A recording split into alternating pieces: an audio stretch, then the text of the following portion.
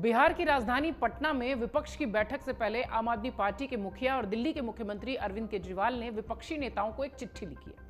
अपनी चिट्ठी में सीएम केजरीवाल ने यह आग्रह किया है कि 23 जून को बिहार में विपक्षी पार्टियों की मीटिंग में अध्यादेश को संसद में हराने पर सबसे पहले चर्चा होनी चाहिए। दिल्ली का अध्यादेश एक प्रयोग है, यह सफल हुआ तो केंद्र सरकार गैर भाजपा राज्यों के लिए ऐसे ही अध्यादेश लाकर कंकरेंट लिस्ट के विषयों से राज्य सरकार का अधिकार छीन लेगी। अध्यादेश लागू होने पर दिल्ली से जनतंत्र खत्म हो जाएगा। केंद्र एलजी के माध्यम से सरकार चलाएगी। दिल्ली के बाद अन्य राज्यों से जनतंत्र खत्म कर दिया जाएगा। वो दिन दूर नहीं जब पीएम 33 राज्यपालों और एलजी के माध्यम से सभी सरकारें चलाएंगे। ये सारी बातें केजरीवाल ने अपनी चिट्ठी में लिखी है। बता दें आपको कि पटना में आयोजित होने वाली विपक्षी दलों की बैठक में आम आदमी पार्टी के राष्ट्रीय संयोजक अरविंद केजरीवाल शिरकत करेंगे। रणनीति के तहत वो केंद्र सरकार के अध्यादेश का मुद्दा विपक्षी दलों के सामने रखने वाले हैं। वो कांग्रेस से भी अध्यादेश पर अपना रुख साफ करने के लिए कहेंगे। इतना ही नहीं, वो अन्य प्रदेश की जो सरकारें हैं उन पर भी केंद्र की नीतियों से उन्हें सचेत करने की कोशिश करेंगे। अरविंद केजरीवाल ने यह भी कहा कि सभी दलों को बैठक में समझाएंगे कि कैसे केंद्र सरकार इसी तरह से अध्यादेश पूर्ण राज्यों में भी ला सकती है। इसके माध्यम से समवर्ती सूची में शामिल विषयों को भी खत्म किया जा सकता है। उन्होंने मीडिया से बातचीत में कहा कि आगामी 23 जून को पटना में विपक्षी दलों की बैठक होने जा रही है और इस बैठक में दिल्ली को लेकर लाए गए केंद्र के अध्यादेश और लोकसभा चुनाव को लेकर रणनीति जो है उस पर चर्चा होगी। आइए एक बार विस्तार से जानिए कि सीएम केजरीवाल ने दरअसल अपने पत्र में लिखा क्या। सीएम केजरीवाल ने अपने पत्र में लिखा कि आपने केंद्र सरकार के अध्यादेश के खिलाफ दिल्ली के लोगों का साथ देने का निर्णय लिया। इसके लिए आपका तहे दिल से शुक्रिया। मैंने इस विषय की तह तक जाकर अध्ययन किया है। यह समझना गलत होगा कि ऐसा अध्यादेश केवल दिल्ली के संदर्भ में ही लाया जा सकता है, क्योंकि दिल्ली आधा राज्य है। कॉन्करेंट लिस्ट में दिए गए किसी भी विषय के सारे अधिकार ऐसा ही अध्यादेश लाकर केंद्र सरकार किसी भी पूर्ण राज्य से छीन सकती है।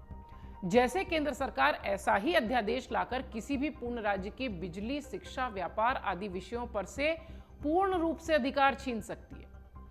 उन्होंने अपनी चिट्ठी में आगे लिखा कि केंद्र सरकार ने दिल्ली के संदर्भ में ऐसा अध्यादेश लाकर एक प्रयोग किया है।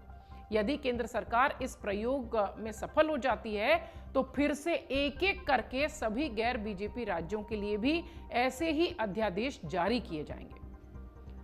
इसी के लिए यह बेहद महत्वपूर्ण हो जाता है कि सभी पार्टियों और सभी लोग मिलकर इसे किसी हालात में संसद में पास न होने दें। सीएम केजरीवाल ने अपने पत्र में आगे लिखा कि यदि दिल्ली में यह अध्यादेश लागू हो जाता है तो दिल्ली में जनतंत्र खत्म हो जाएगा। फिर दिल्ली वाले जो मर्जी सरकार चुने उसकी कोई पावर नहीं रहेगी। फिर एलजी के जरिए केंद्र सरकार सीधे दिल्ली सरकार चलाएगी। चाहे लोग किसी भी पार्टी की सरकार चुने, दिल्ली के बाद एक एक करके सभी राज्यों में जनतंत्र खत्म हो जाएगा। ये सारी बातें उन्होंने विपक्षी नेताओं को लिखी चिट्ठी में कही। वो आगे कहते हैं कि वो दिन दूर नहीं जब प्रधानमंत्री 33 राज्यपाल और एलजी के माध्यम से सभी राज्य सरकारें चलाते दिखाई पड़ेंगे। अपनी चिट्ठी में उन्होंने कहा कि 23 जून को पटना में सभी पार्टियों की मीटिंग है और मेरा आप सबसे आग्रह है कि इस मीटिंग में इस अध्यादेश पर सभी पार्टियों का स्टैंड और इसे संसद में हराने की रणनीति पर सबसे पहले चर्चा हो। आपको बता दें कि केंद्र सरकार द्वारा देश की राजधानी में अधिकारियों की ट्रांसफर पोस्टिंग को लेकर अध्यादेश लागू करने के बाद से ही दिल्ली की सियासत अपने चरम पर है। इस मसले पर दिल्ली में आम आदमी पार्टी, बीजेपी और कांग्रेस के बीच सियासी जो घमासान है वो भी दिखाई पड़ रहा है। एक दूसरे पर आरोप प्रत्यारोप का दौर भी नजर आ रहा है। अध्यादेश लागू होने के कुछ दिनों बाद से ही सीएम केजरीवाल राष्ट्रीय स्तर पर मोदी सरकार के खिलाफ विपक्षी एकता की मुहिम चलाते नजर आए थे।